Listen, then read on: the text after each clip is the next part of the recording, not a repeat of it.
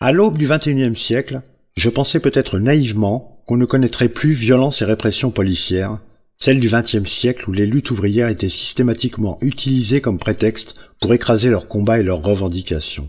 La répression violente des mouvements opposés à la loi travail démontreront qu'il n'en est rien. 1906. Suite à la catastrophe de Courrières, qui fait plus de 1500 morts, la colère monte dans le bassin minier. 40 000 mineurs se mettent en grève. Georges Clemenceau et l'arrivée de 20 000 militaires ne calment pas la situation, bien au contraire. Les années suivantes, Clemenceau s'appuie sur l'armée pour réduire dans le sang tout mouvement de la classe ouvrière. De même, 1948 reste gravé dans les annales. À l'issue de la Seconde Guerre mondiale, les mineurs jouent un rôle crucial dans l'effort de reconstruction.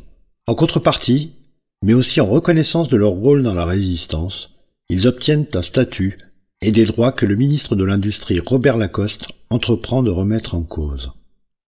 Le patronat fait tout pour détruire le mouvement syndical, avec comme bras armé Jules Moch, ministre de l'Intérieur. Et là, Lacoste, déjà en septembre 1947, a pris un décret qui supprimait le travail garanti. La décision de Christine Lagarde est d'une injustice terrible, mais en même temps, elle est très révélatrice des ruptures d'égalité du pays dans lequel nous sommes. Madame Lagarde, elle a fait porter appel. Le dernier jour, la possibilité de porter appel. Les mineurs, eux, Christine Lagarde, pèsent de tout son poids pour contrevenir, annuler une décision de justice. Or, prenez un autre versant des choses, l'affaire Tapie.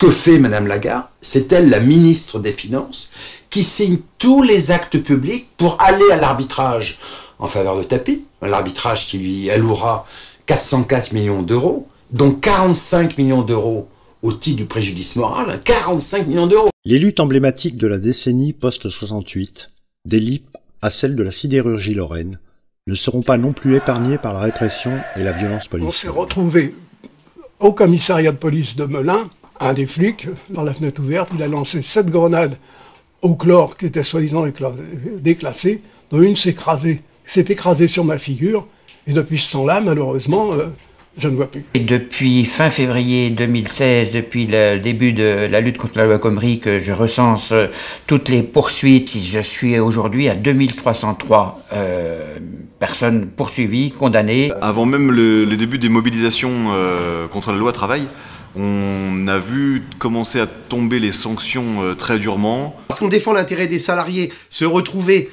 quelques années après une fermeture d'usine parce qu'on est affaibli, parce que la réalité, ce qui nous est arrivé, c'est on prend la chronologie des choses. Tant qu'on était en lutte en tous ensemble, jamais ils sont venus nous faire chier comme ils sont venus nous faire chier. Ils nous ont accusés d'une pseudo-séquestration de 13 cadres RH dans le cadre d'un conflit. Ça faisait plus de 60 jours qu'on était en grève et on n'avait toujours pas eu de négociation. Et ce qui est fou en termes d'acharnement, c'est qu'il y a l'inspection du travail qui a refusé le licenciement, le ministère du Travail qui a refusé le licenciement, le tribunal administratif qui a refusé le licenciement. Et là, eh bien, on a une nouvelle preuve de l'acharnement de la direction avec un recours en fait à ces 3 décisions. Puisqu'avec notre organisation, on avait pris la décision de dénoncer les violences policières et donc Infocom CGT avait décidé de mettre les pieds dans le plat en éditant cette affiche.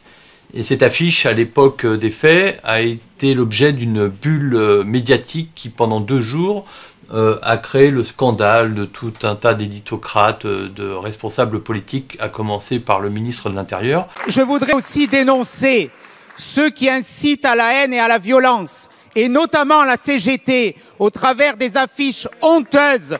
Et cette affiche fait partie de ce cours gauchiste. Je suis très choqué, je la trouve absolument immonde, cette affiche. Je la trouve insupportable. Les salariés décident d'envahir le comité central d'entreprise qui était prévu ce jour-là. Et là, on voit les images qui ont parcouru toutes les télés. Air France est sous le choc. Et quand Air France est sous le choc, c'est toute la France qui est sous le choc. Ces agissements sont l'œuvre de voyous. Manuel Valls qui vient le lendemain en traitant les salariés de voyous sans s'occuper de la problématique de l'entreprise ni de la souffrance que ces salariés avaient. On a affaire à une répression judiciaire avec énormément d'arrestations. Donc tout de suite, on est assez surpris puisqu'on constate que la majorité des personnes qui sont arrêtées par la police sont avant tout des syndicalistes CGT ou des adhérents CGT. Qui sont les donneurs d'ordre de cette répression policière? Au nom de quel ordre la police et les forces de répression agissent? Et dans quel cadre? Il n'y a plus, depuis 2013, d'instruction du ministre de la Justice au parquet. D'instruction individuelle dans un dossier qui consisterait à dire poursuivez dans ce dossier-là et soyez ferme. Par contre, ce qui demeure, ce sont les circulaires générales dans lesquelles le gouvernement dit voilà, ça doit être une priorité de politique pénale. Et ces circulaires-là, de manière constante, elles organisent des formes de répression du mouvement social. Que je comprends toujours pas, parce que c'est un acharnement non pas de la direction de Goodyear, non pas des deux cadres, mais de l'État français. Je crois qu'à une certaine époque, certains de mes confrères qui faisaient du droit pénal passaient leurs après-midi dans des grandes entreprises avec des chefs d'entreprise prestigieux qui avaient peur du juge d'instruction.